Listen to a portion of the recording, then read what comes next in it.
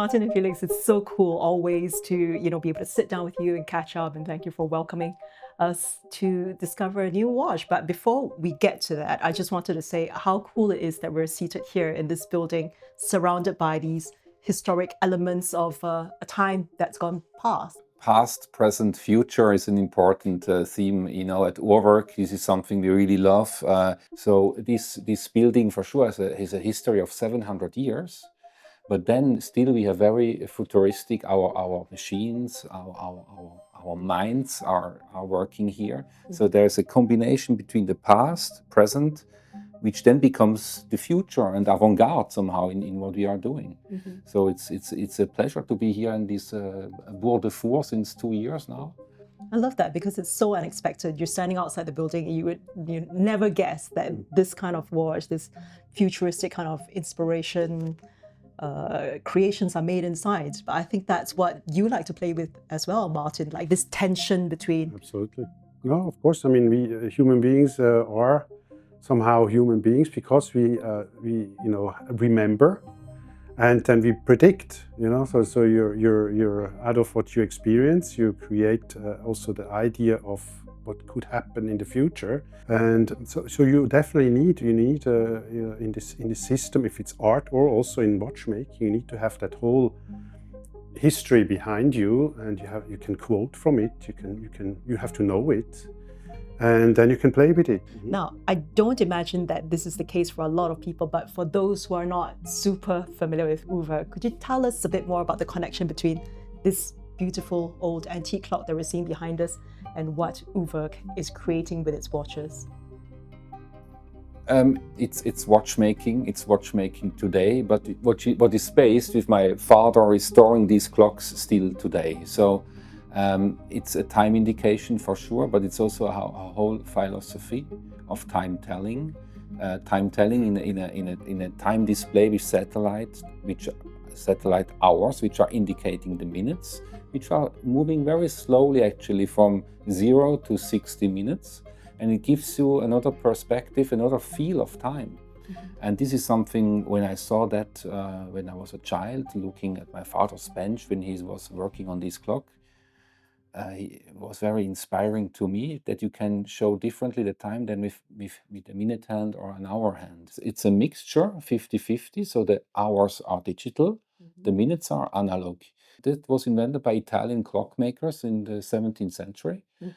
And now brought back by us. I love what you said about it being kind of like a combination of both an analog and a digital display, because this blend of like influences or elements which you think are quite opposite is kind of what we're here to discuss, because the blending of the mechanical world and the natural world is something that we have right in front of us right now. Could you introduce this watch to us? Tell us the name, first of all.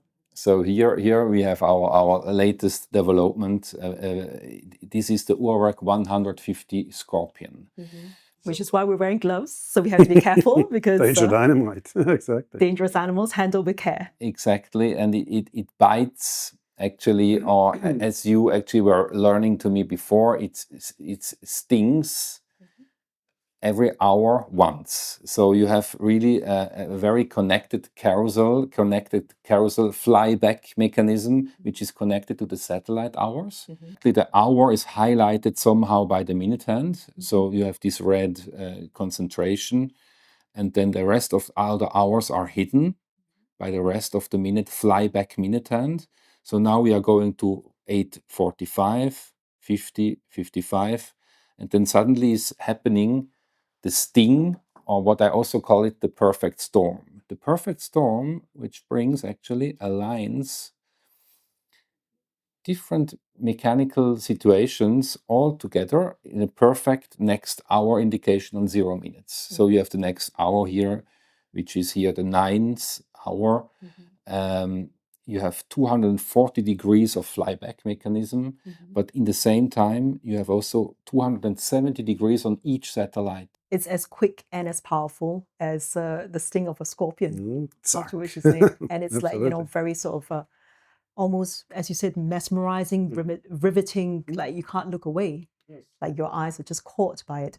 So, as the person who's behind really the creative, the design, the aesthetic expression of the Urwerk watches, I noticed that this has a very, very open display. At the beginning with the first Urwerk watches, you had really like the changing of the satellite, actually the switching was hidden. You didn't see that. It was like in the UR-101, 102 pieces that would happen, hidden. And so it's kind of like a miracle. How did that happen? And here we hide it again in a way. So it's not anymore hidden because you can see everything, but it's hidden by a motion, a fast motion. So that's actually, in a way, doing again the same. Our family, the 150 Scorpion is in the satellite, our family. We are absolutely dedicated to kinetic art. Kinesis, the Greek word for movement, mobile movement. And I think this is our DNA. And a perfect continuation, because we challenge ourselves with this connection between the changing of the satellites and the switch of the flying back mechanic minute hands. I love how you express it, because when you say that it's a focus on the kinetic nature of the watches that you create, in a sense, it's the same amount of motion. There's the retrograde, and then there is the turning of the modules. But this time, it's concentrated.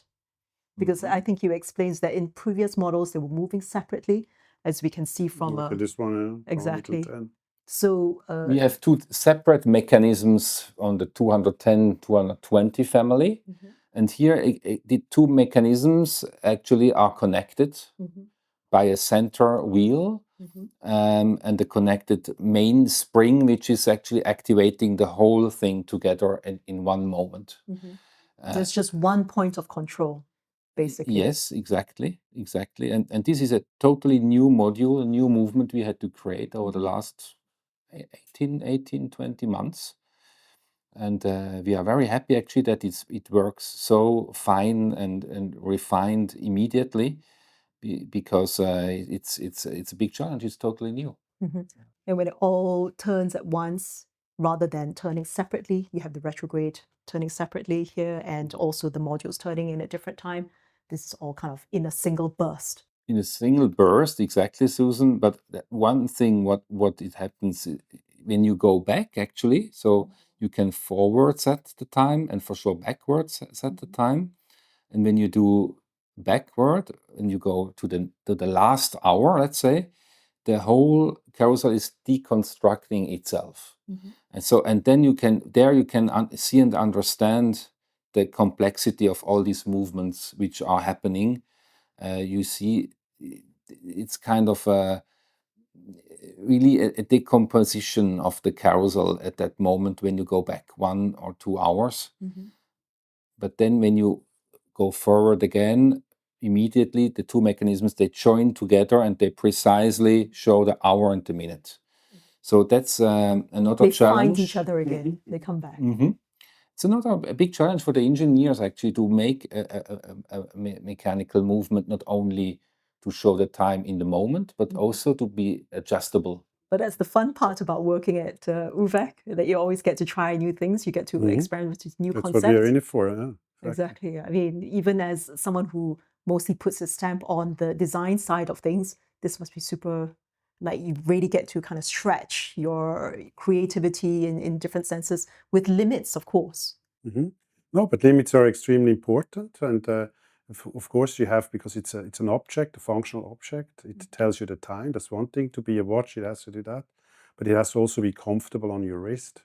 So you have these limitations, so to say, that are basic. When you said that, it's your kind of purpose and your job to naturally draw the eye to the essential information. That's true. And if you look at the hand, like the main hand on top, it has different functions. It has technical functions. So that you have like a part that is kind of like the counterweight of the big hand.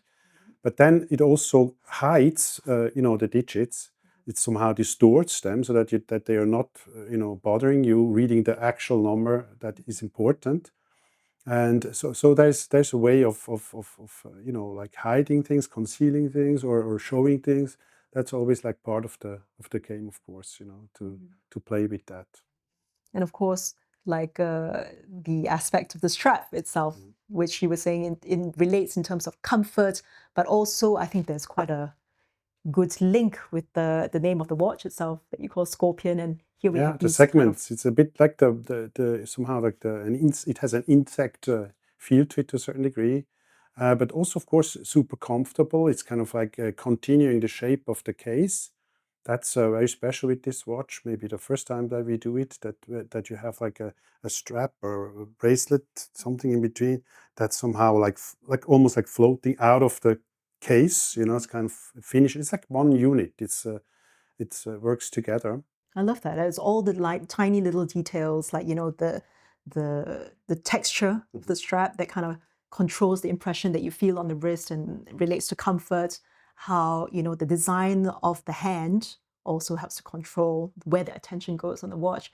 And we've talked about this before, Felix, but the concept of control, especially of what happens in a mechanical context, especially in something that's as powerful as a retrograde kind of display with that massive force behind it. Yes, so usually you have a minute retro hand is just one hand flying back and showing one indication.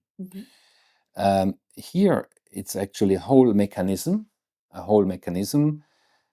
and the hand is not just a fine hand, it's a triple hand. So on one side it's pointing the minutes, the other two arms are actually hiding the hours, which are not allowed to show.